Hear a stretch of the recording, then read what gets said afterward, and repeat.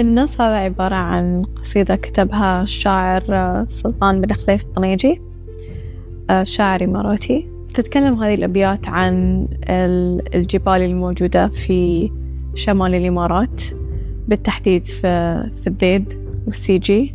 اللوحة هذه كانت بالنسبة لي تجربة جديدة، لأني دمجت بين لوحتين، قياس كل لوحة مختلف عن الثاني، ودمجتها في أنه مثل اللي يقولون هو الدبتك.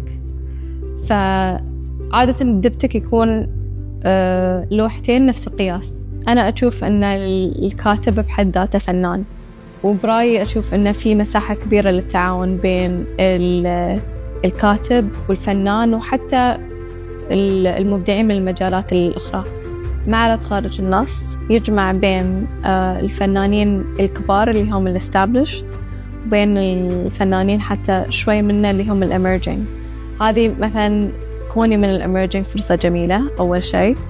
ثاني شيء بعد 30 سنة من إنشاء الملتقى، وأخيرا شفنا هذا التواصل والتعاون بين الفنانين.